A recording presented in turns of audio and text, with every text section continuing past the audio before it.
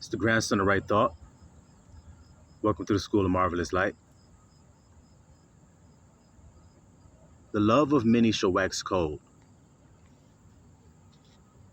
This is an inevitable thing that's going to take place in the days that you're living in.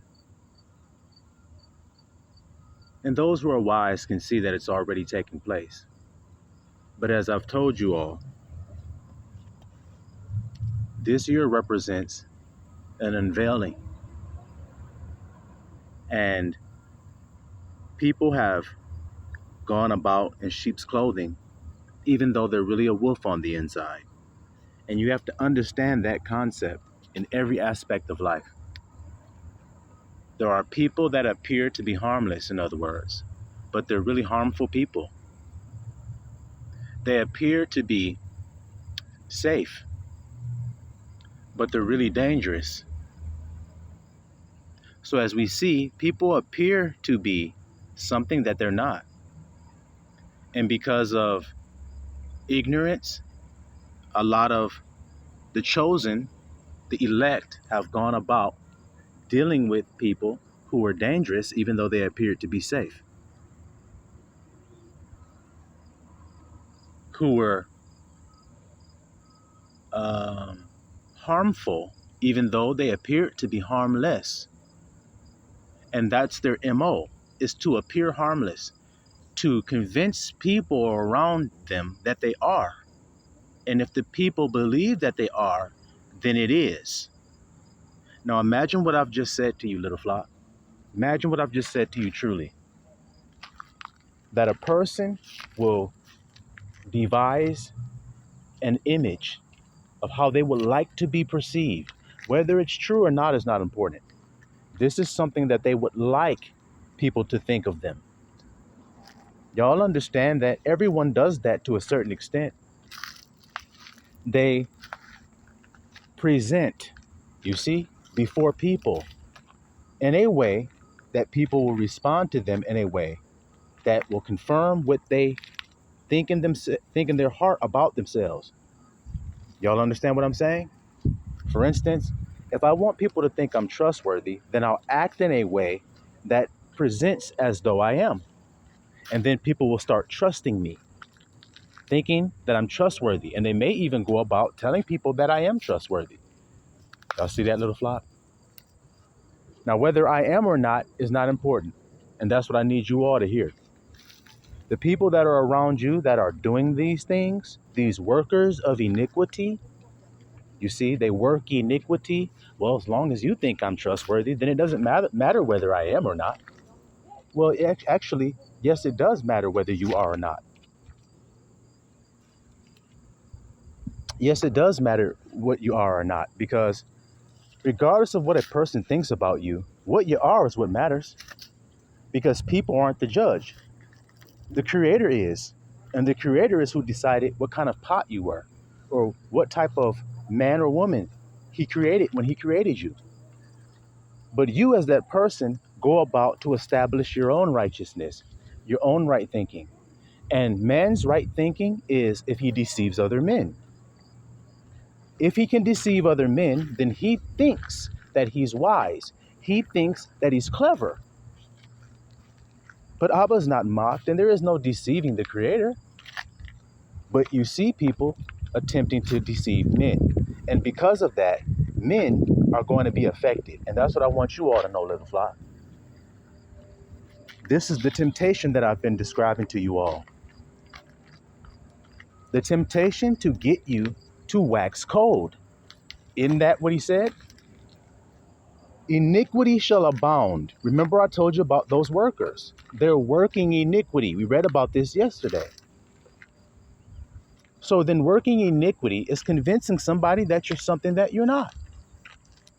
That's working iniquity with your neighbor. He says, speak truth to thy neighbor. Well, if you say something and you deceive your neighbor, are you speaking truth? Well, then no. And so since people are getting deceived and getting tricked, that's going to cause the love of many to wax cold. And this is what I mean, little flock. If it's not about love, then why is that taking place? Why is that the thing at the end that's being dwindled out and stumped out of the earth? It's waxing cold. Why is that the thing that's depreciating and decreasing on the earth? Why? If it's not being attacked. But see, you got people all over the world that are telling you that it's about something else. And I'm proving to you today by this message that it ain't about nothing else. It's about who remains in love, who endures in their love to the end. That's what it's about. Because if you truly endure in your love to the end and overcome all obstacles and temptations that try to seek to pull you out of loving, now you're like God, aren't you? What else can make you one with the Father? If the Father is love, which the scriptures attest that he is, then what can you do that can make you one with the Father? And then you wonder why the grandson tells you that love is what Christ elevated.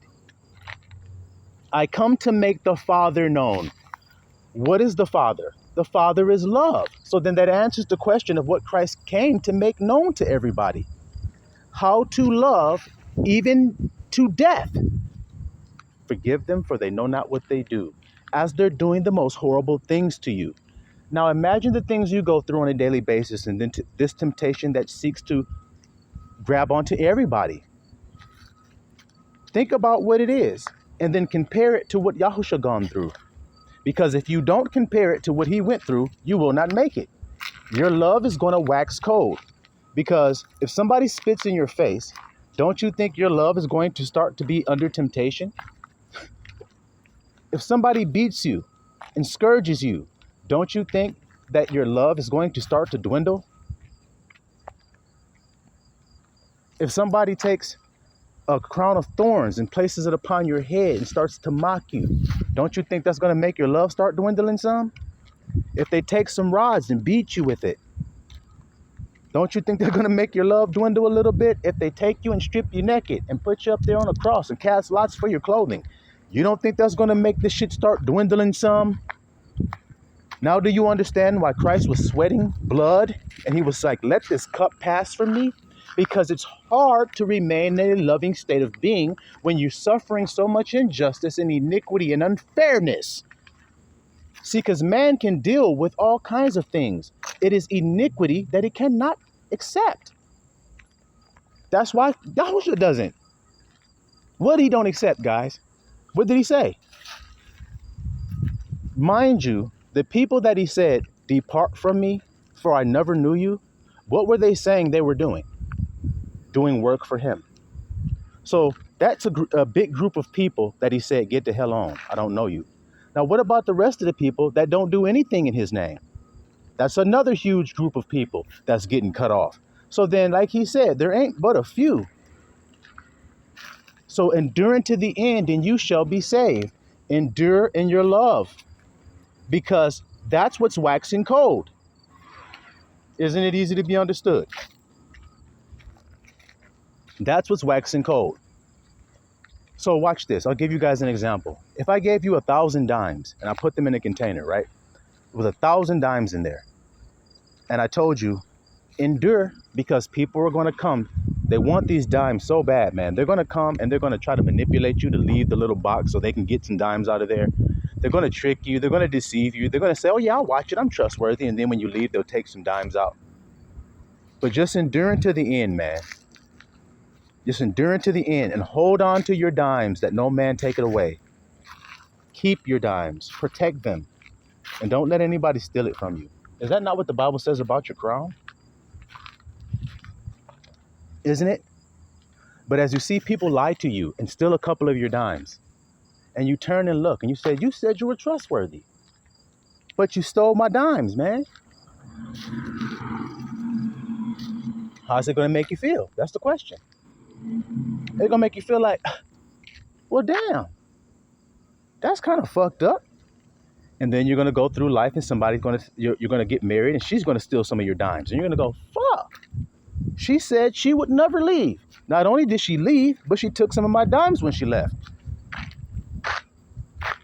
This isn't fair. See, it isn't fair. And one of the worst things to see, one of the worst types of iniquity of man and his pride and his arrogance, this is one of the most abominable things a man can do, is when there's aught between him and a brother or him and a sister or whatever, and they have disagreement, and one person genuinely from the heart apologizes, one person genuinely from the heart seeks forgiveness, and yet the other person doesn't do the same when they do wrong. Isn't that iniquity? And then the person may say, well, hold on, wait a minute. When I did it, I asked for forgiveness. But when you did it, you didn't ask for forgiveness, nor did you acknowledge you did it at all. You act like what you did wasn't even wrong. Ain't that interesting? Or they do something wrong and they say, forgive me for what I did. And you say, I forgive you. And you go on with life. And then you do something to them. And then you say, forgive me for what I did. And they say, no, I'm not going to forgive you for what you did. Shit, that's iniquity, isn't it? Isn't that unfair? That's what's got people all upset. That's what's going to have people's love waxing cold. That's what it is, little flock. You see how easy it is to understand? That's what's doing it. Unfairness.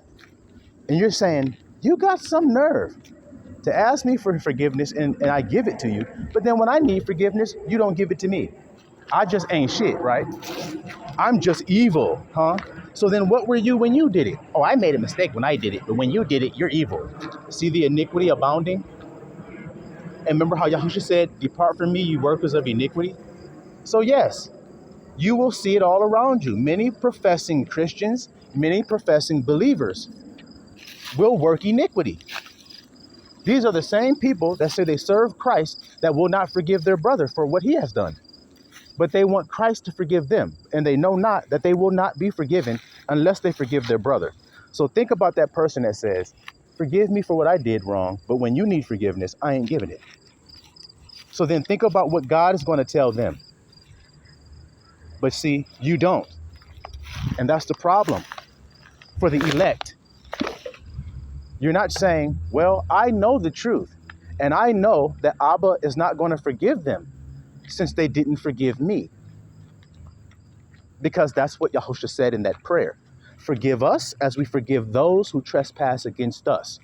So us who follow Christ, when we get trespassed against, that means somebody goes past our borders. They go too far, or they work iniquity. You see? We know that we must forgive because we want to be forgiven by the Father. So then we forgive. We're quick to forgive because Yahushua told us to be, and we keep his word. But there are many who say they keep Yahushua's word, yet they don't forgive. Then they don't keep Yahushua's words, do they? Who told us to forgive one another?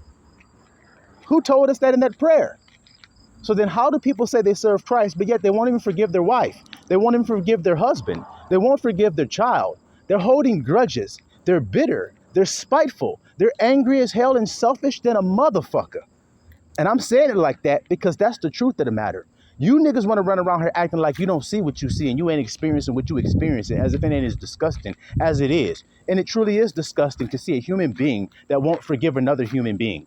The only way you can't forgive another human being is you must have never needed forgiveness yourself. Now, is that true? Which one of you listening to this message today has never needed to be forgiven for something? How many of you? I'll tell you right now, I have. Many times. Had to go to a person that I offended and said, forgive me for that. What I did was wrong. I've even had people tell me that the thing I did wasn't wrong. My own blood sister told me that. I did something one day and it hurt her and she cried. And later on, I said, you know what? And it wasn't like I did something terrible to her. I did something for my own selfish gain and it affected her. It wasn't meant to, but it did. You see? And I knew that it would when I did it, but I wanted what I wanted so bad. See how selfishness is working?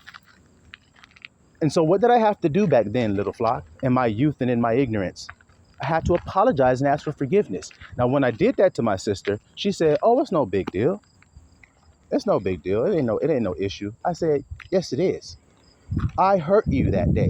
See how I'm not letting her tell me whether she's hurt or not? I know within myself. I don't need somebody to tell me that I hurt them. What kind of people are y'all? That y'all will do shit, don't even know you've stomped on somebody's foot and elbowed them in the mouth and everything to get ahead. And then when they say, hey, you busted my fucking mouth open, knocked my teeth out, stomped all on my foot, man. And you just like, what? I did? I didn't even know I did that. I didn't know I did that doesn't rectify the wrong. I'm showing you busted my shit. See it? Yeah, I see it's busted. Okay, so what do you think you need to do because of that? I don't know. Shit. Tell you to go to the doctor and get it checked out. What the fuck? Yeah. Love of many, wax cold, y'all. But yet they say they serve God. Look how many people say they serve God, but the love of many waxing cold. How do they serve love if their love is waxing cold, guys? That means they're turning away from love. And that's the separation. It's those who are turning away from love and those who are enduring. That's separating the reals from the fakes right there. The ones who are enduring the flame and the fire of being beaten, of being spat upon, of being crucified, of having their skin torn off, of having their beards ripped out. And when you read everything that they did to Christ, it has to do with some aspect of you that should want to lash out. Pulling a man's beard out represents his masculinity and his dignity. And it being pulled out represents you're tearing his dignity down. So then when that happens to you in your life, nobody's going to physically grab your beard and pull it out. See how we're spiritual? It means somebody is going to try to take your dignity away from you. They're going to try to make you feel like you're nothing. They're going to try to make you feel like you're small and insignificant. That's pulling your beard out, taking your dignity away. So are you going to stand there silently while they're doing that to you? Or are you going to lash back? Well, man, carnal nature is going to lash back. So that's going to show what mind is leading you. You're not going to show a damn thing. He's going to show it because he's the one who knows the true intents of your heart, because that's what he searches. Isn't that what's written? He searches the intents of the heart, then he already knows what's going on in there before you act or before you do anything. And that's what Yahusha came to make clear. You don't commit adultery when you lay with the woman. You commit adultery when you thought of it in your mind. When you thought it in your heart, that's when the sin took place. You see it? But most people don't ask for forgiveness for what they have thought because they don't think man know they thought it. So then what's the point of asking for forgiveness if he don't know it? Well, Abba know it, don't he? So then what should you do if Abba knows it? You should confess your faults. Ain't that what the scripture says? And then you'll be healed because he'll give you new thoughts instead of the old carnal thoughts that's been leading you your whole life, which is subterfuge, deception, and guile and trickery. That's how men and women are until they're converted. They're evil as hell. They're completely evil, wicked until they are converted. Don't you see it? Because that means they're selfish. That means they're selfish. And evil, I told you, means to be double-minded. So be no more ye double-minded, the scripture says. Why does it say that if you're not, before you're converted? And he also says you have to be transformed by the renewing of your mind. So what was your old mind? Carnal.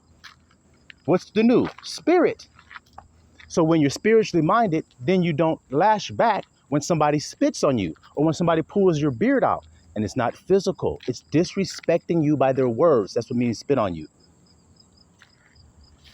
Somebody spits on you, that means they're disrespecting you by what they say. So when that happens to you, do you just stand there like Yahusha did? Or do you say, fuck you, you're wrong, man?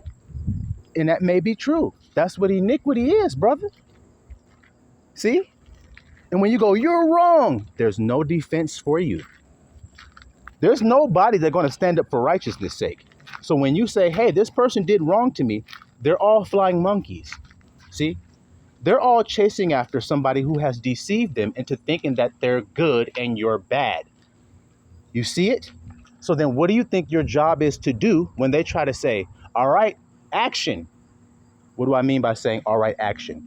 This means that a person who has deceived people to think they're good when they're actually evil, but they have tricked people to think that you're bad, then when they say action, they're going to set up a scheme that when you do it, guess what happens? It's action playing live before everybody to see it so that they say, wow, you were right about this person. They are wicked and evil. That's called a plot. So let me give you a good example of this. A husband and a wife, they're married. Now let's say this wife is wicked and evil as fuck. Well, she goes around convincing everybody that she's perfect and she smiles and she tries to act like a little girly that's just innocent and pure. And she does this act. And because most of these people that are like this, that are evil, they're actually outwardly beautiful because that's the trick of what evil does. It uses outward appearance. So these people are usually outwardly beautiful. Then they're able to trick people and convince them. You see? Oh, you're so beautiful. You couldn't be evil. That's what people be thinking and shit with the carnal mind. See, they think what's beautiful is good. They still ain't learned the lesson that that's just not true. So they go along with it. And so now this wife has all these flying monkeys convinced that she's a good person. Your mother thinks she's good. Your dad thinks she's good. Your sister, all your people think she's good. And so now she wants to convince them that you're not good. So she'll put little bugs in her flying monkey's ears like this. He's crazy. He's violent and I'm afraid of him. I'm scared for my life sometimes when he's around. She'll say this about her husband, you see. Now, he doesn't know that she's saying this. She's saying this privately when he's gone doing whatever he's doing to take care of her, more than likely. So now, he doesn't know that this plot is taking place, that she wants to convince people that he's crazy. So she's already told them this. So people are already waiting to see. They're looking at him to see, is he crazy? Is he crazy? But the man is unaware of it. He's just going around living his life. Like, what's going on here? He doesn't know people are watching him to see if he's crazy because he doesn't know this plotting has been going on, right? Now, he's at work. So now his wife knows that they're going to have a get-together with the family that evening. So what does she do at the get-together? She does something to antagonize her husband, pull his beard out, spit on his face, put a crown of thorns upon his head and say, what do you think, you're a man or something? See? What do you think, you're a king? You ain't shit. She gets in a badass mood. The husband's like, hey, what's going on? Now they're at the get-together with all the family because this is the setup. You see it? He's like, what's wrong with you? She's like, just leave me the fuck alone. She antagonized him. She poke and prod him to make him go, hey, man, what the fuck? And lash out and look crazy and violent. So that she can prove and say, see, guys, I told you that's what he was. Now, young men and older men, y'all should be aware that this is going on in the world. See that there? You should be aware that that's taking place, and it's taking place in a hidden place. So then you have to do what you're doing in a hidden place. You have to be prepared to always stay silent. I told you how to be. She trip on you, trying to lure you. You go, all right, well, when you're ready to talk like a woman talks, then I'll be back. I don't know what that banshee is. I'm not married to a banshee. So I don't know who you are. I'll be back when my wife returns. Now, can she accuse you of being crazy, or who living crazy? Her. But you didn't know about the plot. But now you know about the plot because you got wisdom. And you know that that's what people are doing because they're acting like sheep, which means I'm harmless and innocent. You know the devices. So you know the scheme that people use. That's why the grandson, watch what I'm telling you guys. Watch how pure and truthful this is, what I'm about to say to you. That's why the grandson does not try to put on a front for you to appear like I'm some type of innocent little lamb. I'm not using the device of Satan. I am what I am. I talk the way I talk when you guys are watching me and when you're not. That way no one can say, well, you said he's like this, but I see he's really like this. You can't say that. I am the same today, yesterday, and tomorrow. I'm going to always be me. Plain and simple. So then now it doesn't matter what a device somebody's using on me. It doesn't matter what they're trying to use. It doesn't matter what they're trying to say. It doesn't matter what they're trying to manipulate. It doesn't matter what they're trying to do. I'm sovereign. That's the nation I'm from. I proved it to you all. Now I'm going to give you guys a little nugget of wisdom you can put in your pocket. When Jacob blessed his sons, he brought Judah up and he said, Judah, the scepter shall not depart from Judah. Do you know what a scepter is?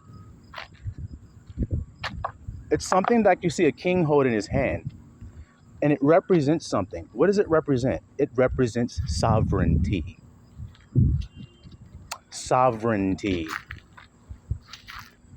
So the scepter shall not depart from Judah. Sovereignty, being free. See what I'm trying to say? Now, when you talk to me, who I've told you what tribe I represent, so then how do I talk? How do I act? What do I tell you I say about the name? I am free. Shit. I am free. That's the scepter right there. It's not a physical thing you hold in your hand. Just like I told you, it's not about the beard being pulled out. It's not about an actual crown of thorns. It's about what does that mean? I'll give you an example of somebody putting a crown of thorns on your head. So-called Negroes, black people, people that want to be derogatory to a black man in a sneaky, subtle type of way. They say things like this. We was kangs. Just slow down and hear what I'm saying to you. They say we was kangs. Kang, K-A-N-G-S, kangs. And it's the Gentiles' way of trying to make a mockery of the way black men speak. Even though you're not black. I'm just using that so you guys can understand what I'm saying to you all, since y'all use that language. So, we was kangs. You will see white people use this to be derogatory against black men. You will see black women use it against black men. You will see all kinds of people use it against black men to say, we was kangs, but we ain't shit now. Okay, that's putting a crown of thorns on your head. See? Now, how do I know that? Because Pontius Pilate put on the sign above Yahushua's head, the king, see king of the Jews. And what did the Jews say? We have no king but Caesar. Put instead of king of the Jews, right on there, he said he was king of the Jews. And Pontius said, I wrote what I wrote. So do you see what I mean? And they put a crown of thorns on his head to mock his kingship, to say, you ain't no fucking king. You ain't no damn king. Look at you, Nick. Kings is rich. Kings live in palaces. Kings wear soft raiment. How the hell are you a king? Because my kingdom is not of this world, dumbass. Why you trying to roast me? Your ass got roasted like a little pig that you are.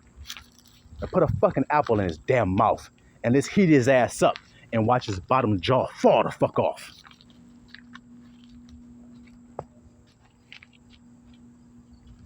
Y'all see that lion, whelp, Judah? See what I'm saying to you? Once you know, then it's not a fluke. That's why I don't put on. That's why I don't hide that. What you guys just heard, I don't hide that from you.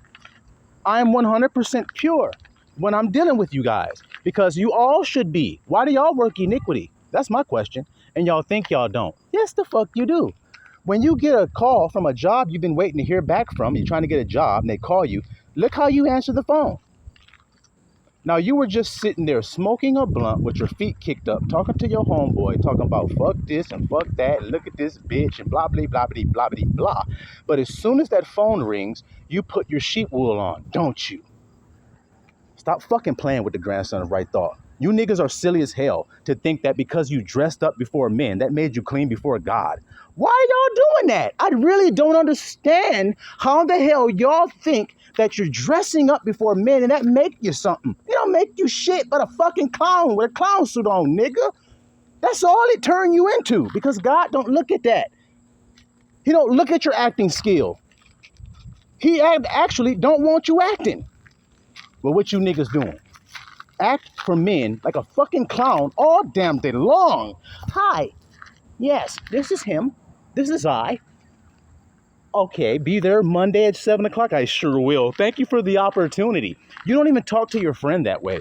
You talk to your friend like a fucking piece of shit. But you talk to this stranger that's offering you some fucking money. You talk to them like a king. And y'all think this is not the case. Yeah, the fuck right. You got a husband who can't even tell his wife to make him a damn sandwich. But she'll go to work and her boss will tell her to stay over for 10 extra hours that week. And she'll do it. But her husband can't say, hold on, baby, wait a minute. Slow down. He can't tell her to slow the fuck down, but her boss can. Why? And y'all say y'all worship God. No, the fuck you don't.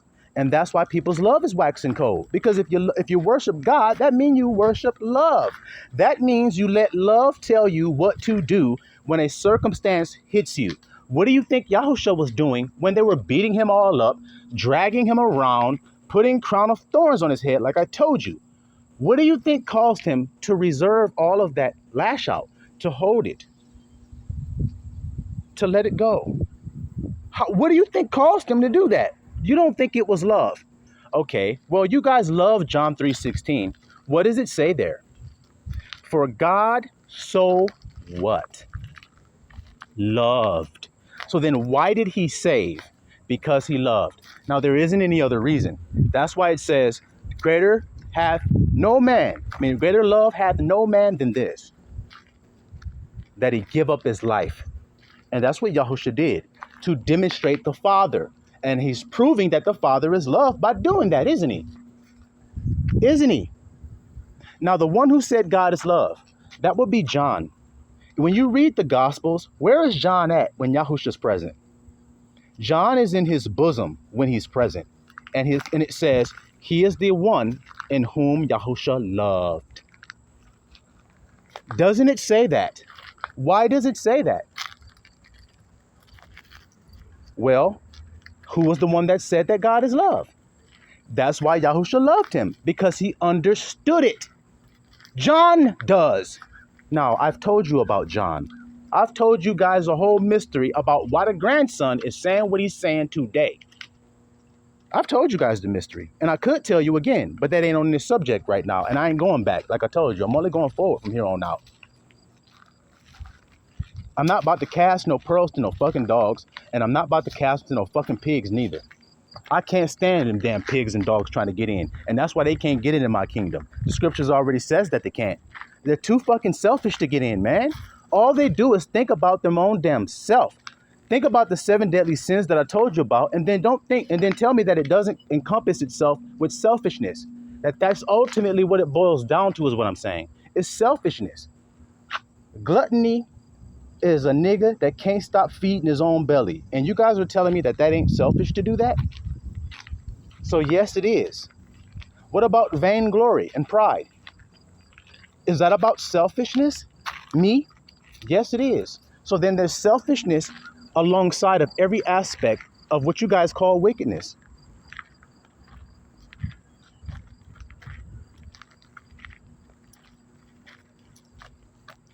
Slothfulness.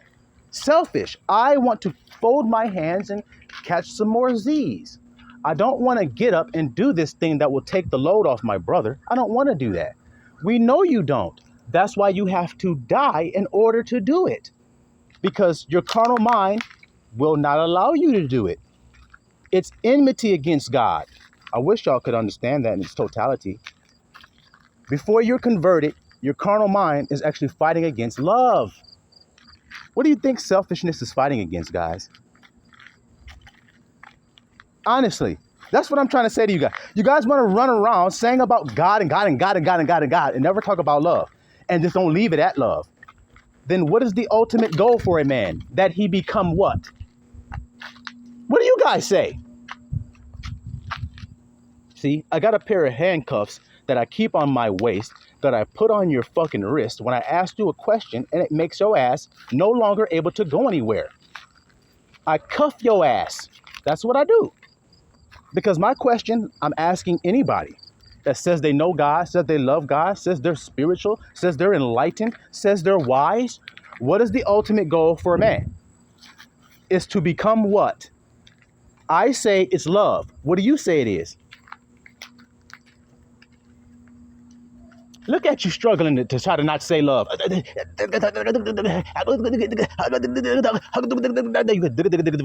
the hell you want, and at the end it's going to go, boop. That's all, folks. End of the show. Turn that shit off. I'm tired of watching tell lie to my vision, and I just want to just scrap that shit and throw it out the window because I don't want to listen or see it anymore. Because I don't judge by the seeing of my eyes or the hearing of my ears, but with righteousness I judge. So while you guys are all judging by your eyes and your ears when you look at me and you say, there's no way he's godly because look how filthy he is. Bitch, I'm going to turn the fucking mirror on your stupid, wicked ass. I'm going to say, look how fucking nasty and dirty fuck you are. Oh, wait, but hey, I mean, I know I am, but you. But me what? Let each man work out his own damn salvation. Are you working out your salvation or are you working out mine? Mine has already been made out. It's already been worked out. What about you?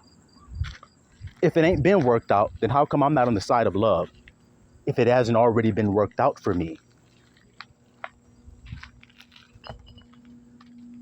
When you hate it, when you hate love, then you're proving that you hate God. And not only that, you're proving that you hate you. Hate means to reject, but people just can't seem to understand that. So when I say you hate you, it means you reject you. Don't you have to reject yourself, the truth of yourself, to point out other people's flaws? What did Yahusha say? You without sin cast the first stone. Casting a stone is what, little flock? You think it's picking up a rock and throwing it at a person? Do you think so? What is casting a stone?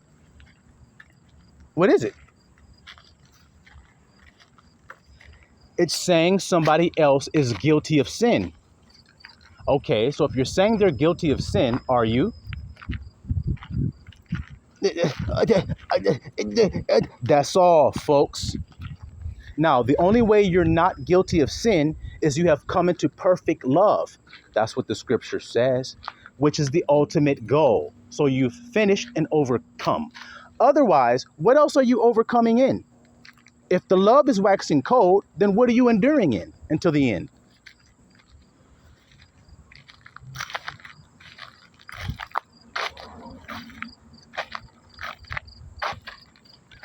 And look what you see. You see men going back and forth about what must one do.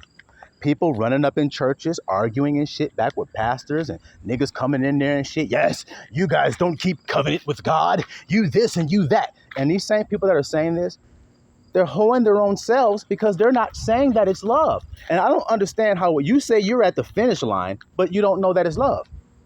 Then what is it? Well, keep this commandment, keep that commandment, keep that commandment. And the moment you start saying this to me, and it's all that Mosaic stuff, I'm going to turn you right to the Bible, and I'm going to show you that young rich man. And I'm going to say, look what he said. I've done all of that. And Yahushua's going to tell him something. He's not going to say, no, you didn't.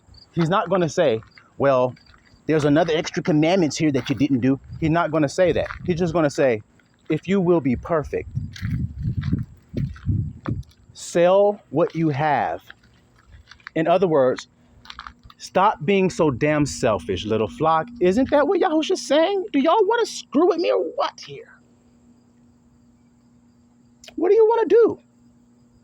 Because asking a rich man to give his proceeds that he made from selling his goods to the poor, what does that mean? He's being selfless and loving his neighbors as themselves. What is the thing Christ elevated? Love your neighbor as yourself.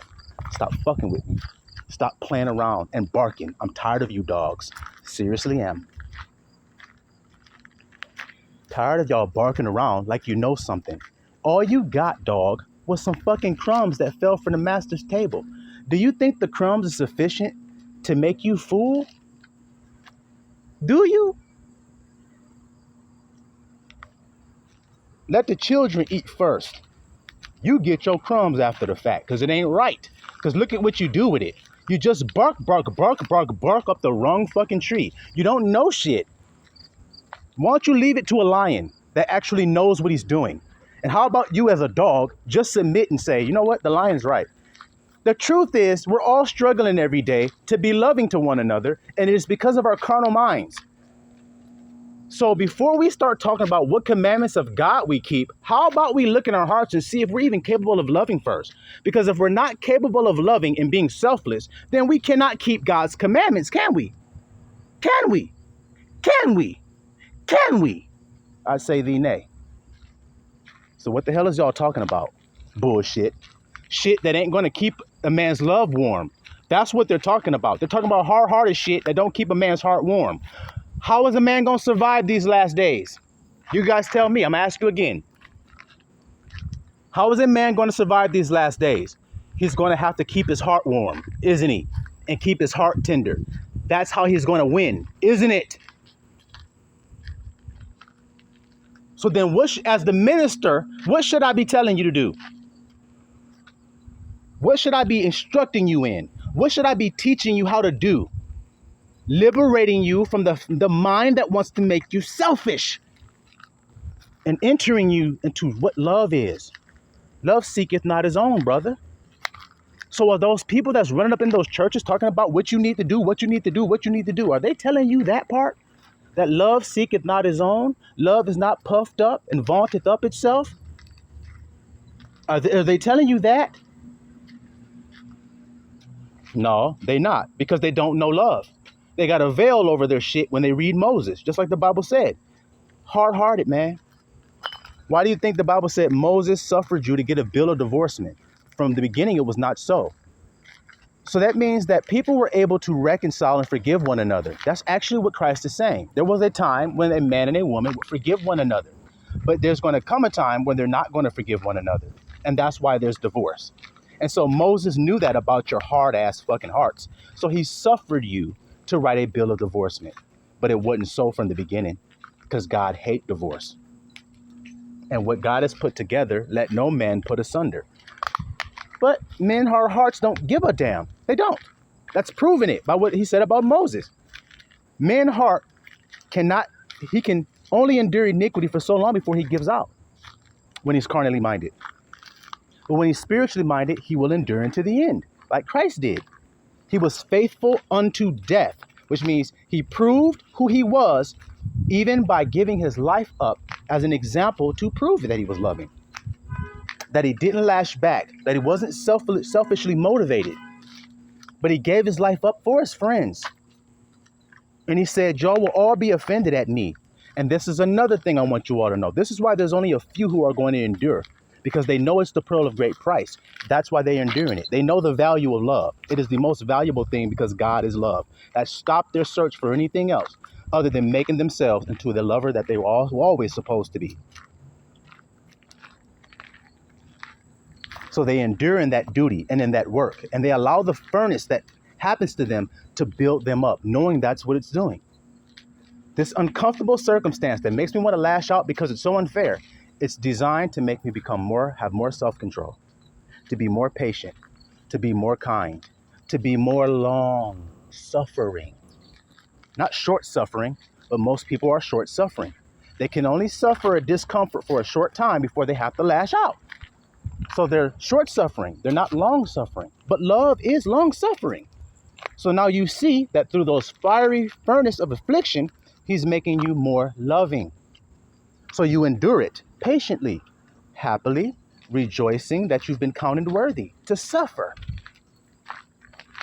So if you suffer with me, you shall reign with me. See why love is long suffering?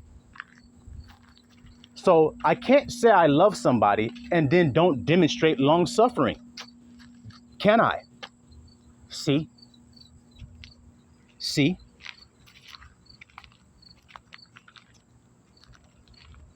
See it? I can't say I'm loving, but yet I seek my own. Hey man, what are you doing? That's for me. You see something? Oh shit, I really want that. I know that it's not mine, but fuck it. I want it. I'm taking it. Watch what I'm about to tell you. What do you guys call that, what I just described? You guys call it stealing. 10 Commandments say, thou shalt not steal. Or look at what the grandson is telling you. Thou shalt not be selfish. Thou shalt not be self-centered.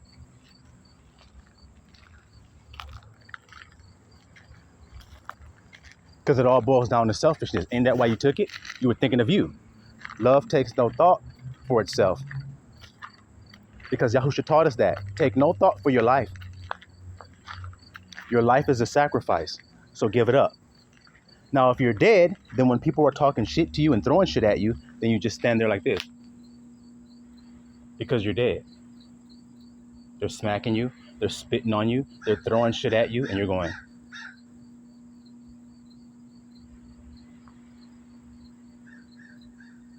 I die daily.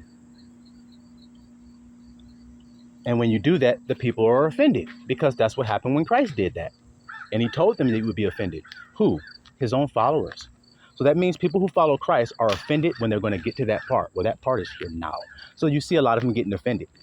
And a lot of them are departing from the faith. What is the faith? The substance of what you hope for, evidence not seen. He said, because the Lord was so long in his coming, which means the reward was so long in its coming for you, for enduring in your love, that you gave up and said, fuck it, ain't no damn reward. I got to fight for myself. Fuck this shit. I got to do it. I got to lash out. I got to stop sharing. Fuck that. I got to stop being giving because these niggas ain't being given to me. So fuck it. I ain't giving them niggas shit. Well, God loves a cheerful giver, but I can attest that in the world of today, most people don't give. And then when they do give, they don't give cheerfully. So like I said, there truly are a few that get it. But when you know the truth, you give cheerfully because you know that that's what love does. And you know God is love. And the only way you know God is love is Yahushua revealed that to you because he is the one that reveals the Father to you. That's how it goes. He said, if you keep my sayings, then me and my Father will come to you and make our abode with you. So you have to keep Yahushua's sayings in order for the Father to even come to you. So who are all these stupid ass babies kids talking about God is with them, but they deny Yahushua's words? I don't give a fuck if you use 2 or 3 of them. Use them all.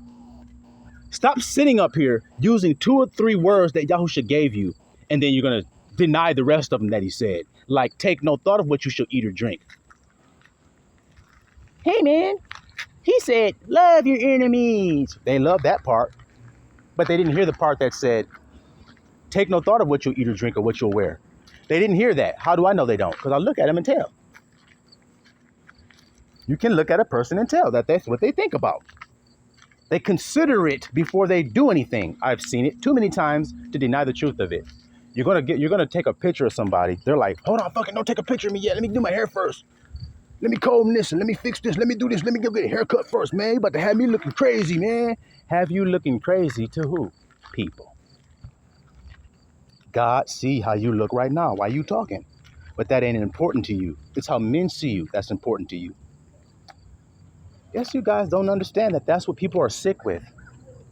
Vanity and sanity. That's what they got. They sick as hell with it. Everything they do is vain and to be seen and to be glorified over by men. And that shit don't count for nothing. It's valueless before the Father. Being puffed up and prideful and arrogant is not loving, is it?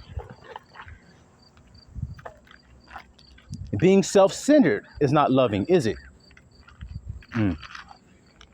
But look at all those commandments Moses was talking about. Look at the 10 commandments. Thou shalt not covet. Thou shalt not commit adultery.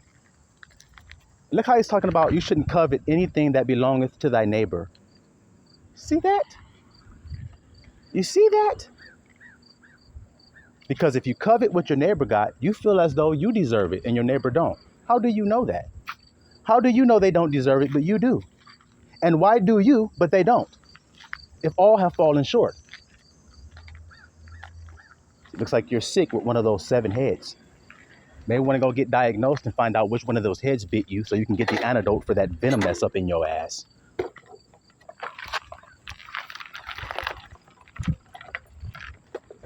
So, like I said, guys, it would be wise that you understand the pearl of great price is love, and that all men must endure in that right now because people are falling by the wayside as we speak. Because it's just so unfair. And I want you to know before I end this message, little flock, that the unfairness of it, I understand. So does Yahushua. He knows how iniquity it is, and that's why he's going to take care of those people who work it. And that's why you're going to rejoice when he does it. And you're going to celebrate when the iniquity workers are done away with. You see it? Just because of how unfair and how unpleasant it makes your life. He knows it. So give it over to him. Like he said, cast your cares upon me. Don't think about that, but you focus on loving today. Seeking how to love in each moment. And if you do that, the rest will be added to you. I guarantee you that. Still want Mr. Hello.